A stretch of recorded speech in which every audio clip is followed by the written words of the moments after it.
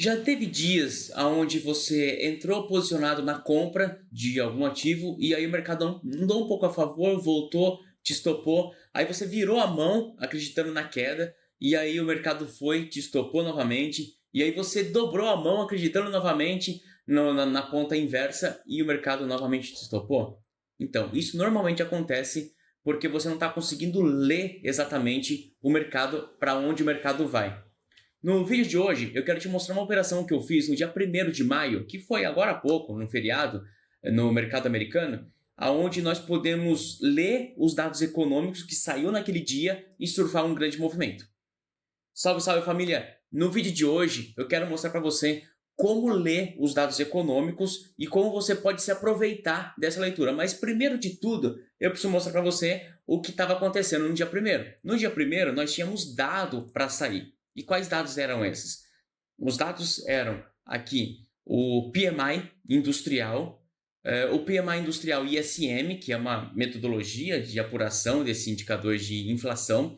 Nós tínhamos aqui o índice de emprego do setor manufatureiro, o preço no setor manufatureiro e nós tínhamos o GPNow, né? Todos esses indicadores eles têm alguma relevância, sendo que os dois principais é esse aqui, o PMI. Você nota aqui pelas 3 estrelinhas. Mas o que me fez tomar a decisão não foi esses indicadores. O que me fez tomar a decisão foi esse indicadorzinho aqui, de preço. Esses indicadores, eles saíram aproximadamente 11 horas, né? Então, o PMI industrial 10h45, depois às 11 horas os demais indicadores. E no PMI industrial, a gente nota que ele veio acima do esperado. Então, o esperado era 54 e o apurado foi 54,5. O que isso significa? Se ele está acima de 50, primeiro que significa que a atividade econômica está em expansão. E se ele veio acima do esperado, significa que a atividade econômica está maior do que o esperado. Num cenário de juros alto, onde o mercado quer uma queda da taxa de juros, isso não é positivo. Porque se a economia está girando e a economia está aquecida, o Fed não tem motivos para cortar a taxa de juros, tá? Quando você olha os demais indicadores, você olha aqui o setor manufatureiro, esse indicador ele veio positivo, ele veio abaixo da projeção, a projeção ele veio 49 e a apuração ele veio 46,4. Isso quer dizer que o setor industrial, que é o setor manufatureiro, ele está contratando menos ou demitindo mais, né? Então, mais do que esperado. Abaixo de 50 significa que a atividade econômica não está em expansão. Então, se ele veio abaixo de 50, já que significa que a atividade não estava em expansão. Ele veio abaixo da expectativa, significava que o indicador estava mostrando que as indústrias estavam demitindo mais ou contratando menos. Novamente, sinalizando uma atividade econômica mais fraca. Quando a gente vê aqui o GPD-Now, que é uma estimativa do PIB, a gente vê que a projeção de 3,7 ela está menor, né? Então a apuração veio 3,5.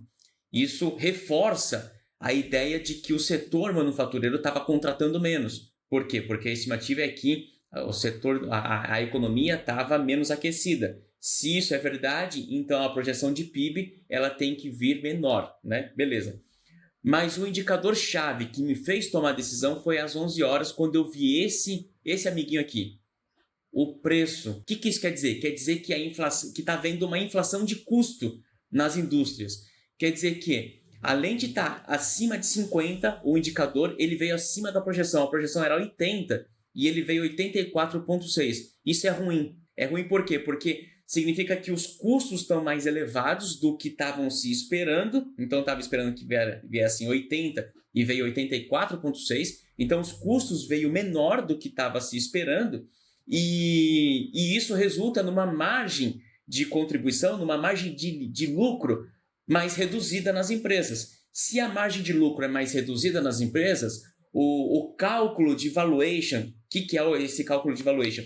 é uma fórmula matemática que a gente usa para precificar o valor de uma empresa na bolsa de valores. E ele reduz à medida que a projeção de lucros se reduz. E ele aumenta à medida que a projeção de lucro aumenta, né? Óbvio que a projeção de lucro não é a única variável que a gente utiliza para calcular o valuation, mas ela é fundamental, né? Porque ela estima o que vai acontecer no futuro, com o lucro futuro das empresas.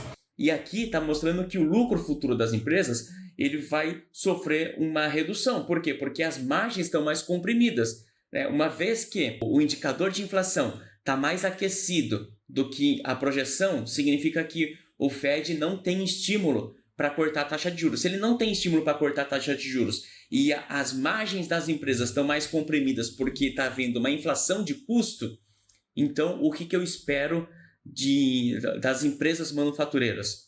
Que elas caiam. Dito isso, eu quero trazer vocês agora para o meu gráfico. E aí, quero trazer vocês aqui para o dia 1º. Né? O dia 1º aconteceu isso aqui. Aconteceu isso aqui. Ignore isso aqui. Deixa eu ocultar aqui, tá? Eu estou numa posição, pronto. Para não distrair vocês. Então, nós tínhamos isso aqui, olha. Isso aqui é um gráfico de 15 minutos, tá? Nós tínhamos esse indicador aqui. Deixa eu pegar a setinha. Aqui, pronto. Nós tínhamos... Aqui foi a abertura do mercado à vista, certo? Às 10h45. Foi aonde saiu o PMI industrial, né? E aí fechou esse candle. Olha o que aconteceu aqui. Candle para cima, né? Então o mercado, por algum motivo, ele olhou esse indicador aqui industrial, né?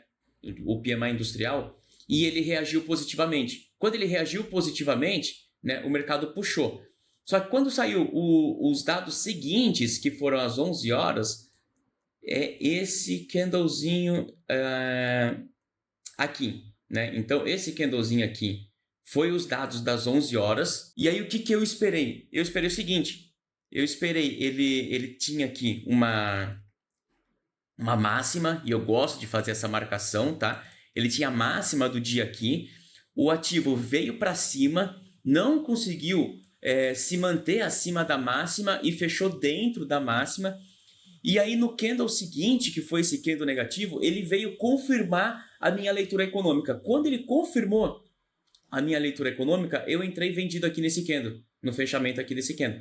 Entrei vendido aqui e carreguei até onde? Carreguei até a mínima. Era essa a estratégia. Vendo na máxima e compro na mínima. Então eu comprei aqui. Quando eu comprei aqui, eu encerrei o meu trade. Mas ainda dava para manter posição nele, porque o ativo não deu nem um pullbackzinho saudável. Dava para ter mantido a posição e carregado até o final do dia. Eu tive amigos que carregaram essa posição até o fim do dia. Note que o que faz uma boa leitura econômica no seu trade. Então você podia entrar muito bem comprado, né, porque o ativo explodiu logo quando abriu, né, mas a leitura econômica me impedia de comprar aquele ativo. A leitura econômica que tinha acabado de sair, mostrando que as margens de lucro das empresas estavam mais comprimidas, ela me impedia de comprar aquele ativo. E aí, o que bastou? Bastou o ativo dar um sinal de venda numa localização que eu gosto, que é uma localização de máxima, para eu entrar vendido. E aí, entrei vendido e surfei todo o movimento de queda. Não todo o movimento de queda,